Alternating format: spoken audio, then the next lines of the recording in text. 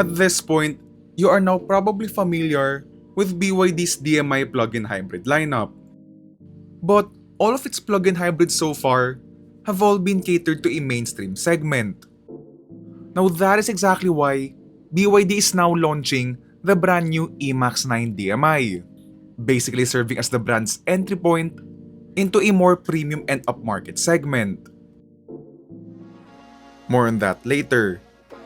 For now, if you like what you're seeing, or even these kinds of reviews, why not hit subscribe and hit the bell?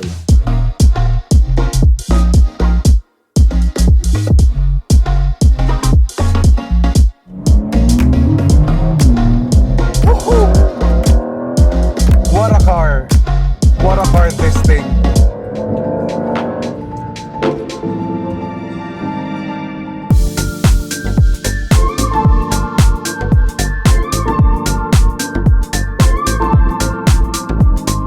As BYD's DMI models enter a premium segment, what it needs of course is a very bold statement. And indeed, that is I think what the eMAX 9 DMI is able to achieve because kung makikita nyo naman, you have this very bold grille with what seems to look like scales mimicking sort of a dragon's face kung sabihin natin. And then you have this patterned silver trim here which really does give this car a premium look. And then as you're gonna be seeing here as well, you have here sleek LED daytime running lights. And sa gabi, by the way, yung kanyang LED DRLs are also linked together by this slim LED light bar, which really helps the eMAX 9 DMI stand out even more at night. And then, as you move towards the side here, you're gonna be seeing functional air curtains. So, this is actually a functional air vent which leads all the way to these lovely gray 18-inch wheels. Though in my opinion, at least for me lang naman, the wheels do look a bit small relative to this car's very elegant side profile. But I am pretty sure now with the car's thick sidewall, especially with the car's D2C adaptive dampers, well, yeah, the ride's gonna be for sure immaculate when we take this car out on the road. And then as we move towards here in the car's girth, sa kanang main side profile, you're gonna see here lovely door handles.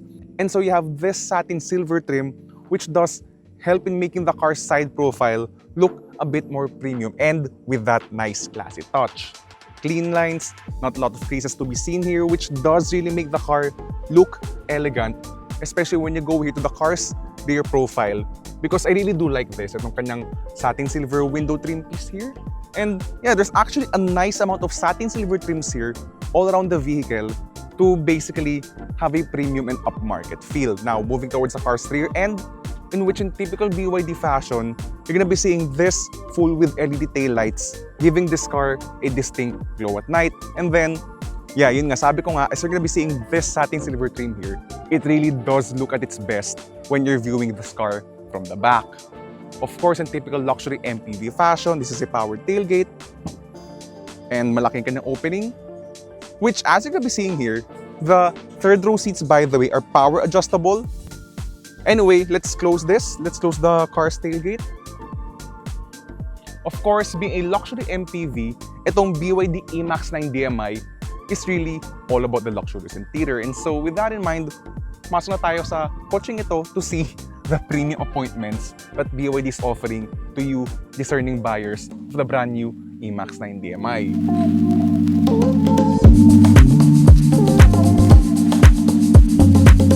Now, as you're gonna be seeing here inside the BYD eMAX 9 DMI, well, yeah, just take a look at this interior. It really looks well crafted. It is a beautifully laid out interior. So, in typical BYD fashion, you have two large screens here, but it is running a new operating system with more cutting-edge features, and more importantly, it finally addresses my complaint na the interface of BYD cars tend to look a bit cartoonish. But before we talk about the car's tech features, let us first appreciate the beauty and the craftsmanship that BYD has done to this eMAX 9 DMI's interior. So, all over the place, as you're gonna be seeing, you will not see an ounce of hard plastic, at least on the top of the interior. Because, of course, in the lower parts of the interior, meron ka ng hard plastics. But it is well-grained, maganda yung graining niya, and with a thick panel, or a thick shell rather, it also feels very robust, very premium, and yeah, basically all the touch points here are finished in soft leather along with patterned gloss black textures, at least on the upside. Though may mga gloss black stuff ka nga, they are nowhere near the high touch surfaces, so that is a plus for me, especially in terms of the way the car looks. Now, surrounding the controls here sa kanyang center console is a gray plastic panel, so at least BYD now knows na gloss black stuff shouldn't be near the high touch points because, well, that will easily scratch up and eventually gather fingerprints. Anyway, even the gear selector here, so as you're gonna be seeing naman, you have a stock-based gear selector here. Also worth mentioning is that speaking of controls, you don't open the door with a mechanical lever, but instead, these are by-the-way electronic door handles. And so, I'm sure ang tanong nyo ngayon is, what happens if the battery goes flat? Well, of course, pinag-isipan din ng BYD yon. And so, you have a mechanical door opener sa kanyang door pockets, and that is what you basically pull. You pull it twice actually in order for you to get out of the vehicle in the case of a crash or yun nga, when the battery dies. Now, as for the other controls worth mentioning, of course, in typical BYD fashion, you barely have any controls for the car's climate controls. So, yun nga lang, worth mentioning is that I have no idea why this is a good thing for BYD. But since you have the electronic gear selector here on the right, where does that leave you for BYD to place the headlight controls? I'm sure you would think na there's a panel here on the left for the headlights. No. BYD somehow thought it is a good idea to put the headlight controls in the car's infotainment system. Okay, fine. So, you do have automatic headlights, but what if you want to override the headlights, for example, diba? So, you're gonna be going through the infotainment just for you to change the car's headlight positioning. But anyway, there's that part worth noting about. What is also gone here is the car's vent controls.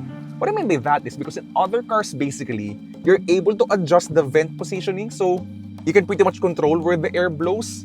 Unfortunately here, once again for BYD, somehow naisip na nila na it's a good idea for those aircon vent positioning knobs to be completely eliminated in favor of having them electronically controlled through the car's infotainment system. I have no idea what's the thought process for that thing, but at least on the upside, BYD was able to engineer a simple software trick for the vents to automatically face to you with just one tap on the screen.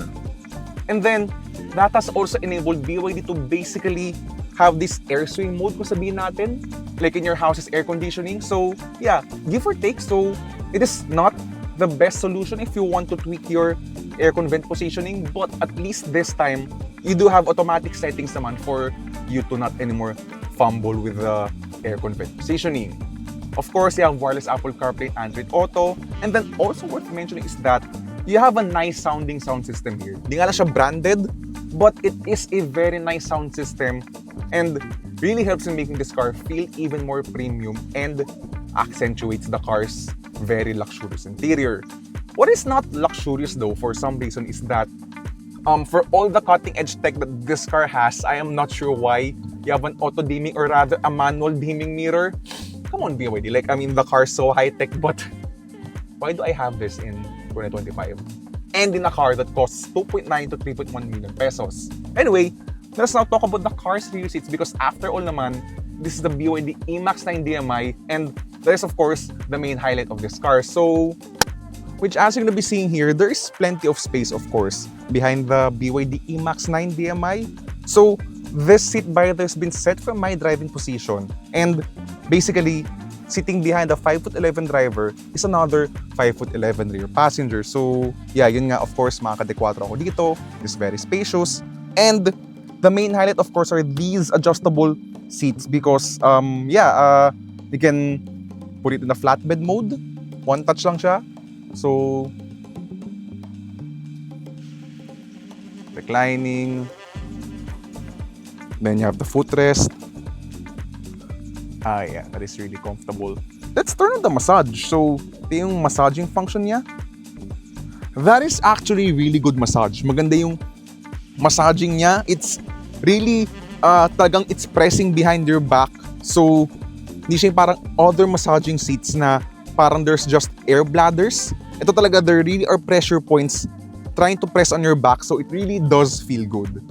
You also have a handy button on the left side here, at least if you're on the right side naman, you have a handy button on the right side of your seat, which basically resets the seating position to its default setting. So that's a well thought out solution if you want to bring it back to its most normal setting, kung sabihin natin. Yan, so it's adjusting on its own. Now, apart from the heating, the ventilation, and the massaging rear seats, which by the way, even the driver has massaging seats, there are plenty of features here at the back of this car. So, you also have a fridge, and pwede mo rin i-adjust yung kanyang temperature. And worth mentioning as well is that you also have a table here. So, sabi dito, it is able to hold up to 10 kilos, or basically your laptop, pwede yung ganong weight, kung sabihin natin. So, you can work here while you're on the move. So, this is really a perfect car for businessmen, CEOs, and the like. So, also worth mentioning is that yung kanyang aircon controls are on the sides of the door panels. So, it's a nice touch, I think, rather than reaching for the roof. Yun nga lang though, what is missing here is that you have no shade for the, basically to block out the sun, no? So, as for the rear seats naman, as expected, it is quite spacious, even for a 5'11" adult like me. But of course, yung kanyang third row space is pretty much dependent on how much the second row occupant has provided legroom for themselves. But in its default setting, like itong current setting niya ngayon, there is a lot of space sa kanyang third row.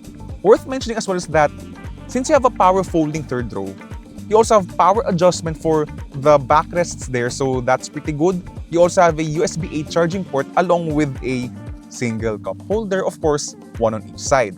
Now, let us now start talking about the car's drivetrain along with the car's very luxurious drive experience.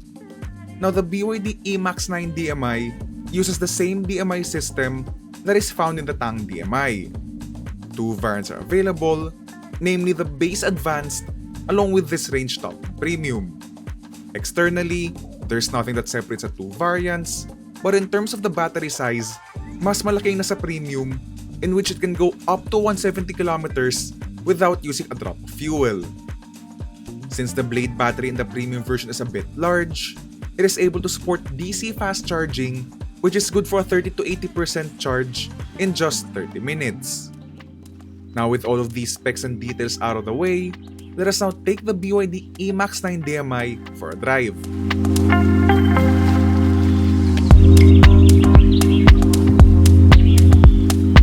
Now as for the driving experience of the BYD eMAX 9 DMI, well, you're gonna really appreciate the refined nature of this vehicle because first and foremost, being a plug-in hybrid electric vehicle, yeah, this car is supremely quiet.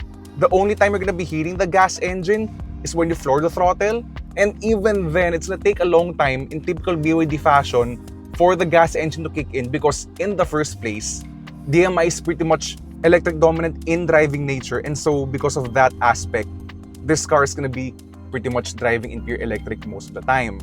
Now, the car's refinement is coupled with excellent ride qualities because the BYD eMAX 9 DMI comes with D2C, or basically their version of adaptive suspension, which based on my experience ngayon, it really does a good job in balancing both comfort and handling, thus helping this car have both a stable ride and at the same time, a decent amount of handling when taken through corners.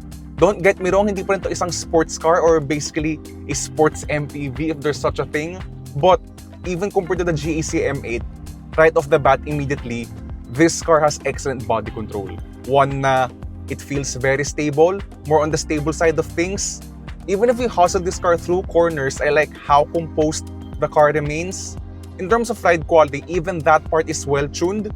Granted, being a 7-seater vehicle, there's a bit of slight firmness when the car's empty, particularly in the car's rear suspension, but even then, it is perfectly well controlled, perfectly supple, and just enough to basically let the BYD eMAX 9 DMI feel composed even when the car is fully loaded. With an empty load, I mean, yung sabi ko, may firmness but it is nowhere near what you would consider as matagtag.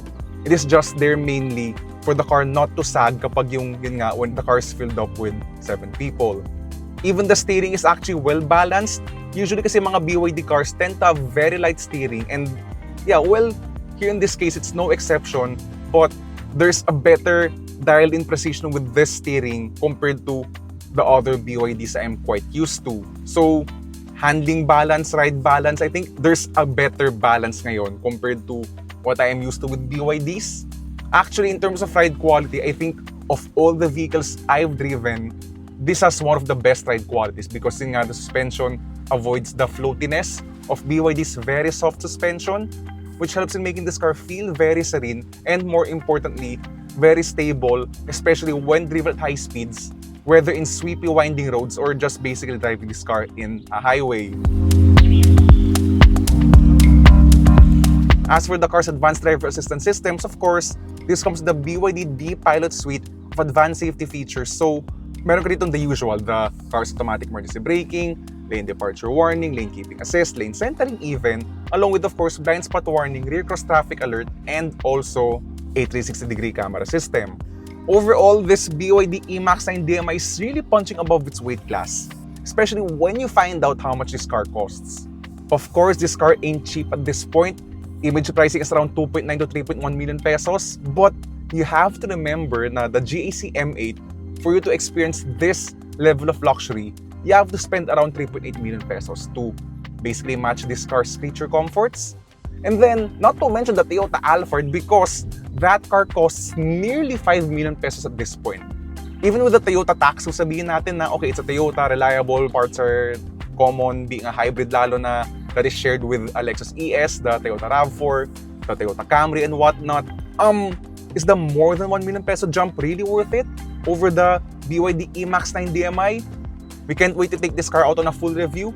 And before that happens, continue sticking to Go Flat Out PH for more on the BYD eMAX 9 DMI.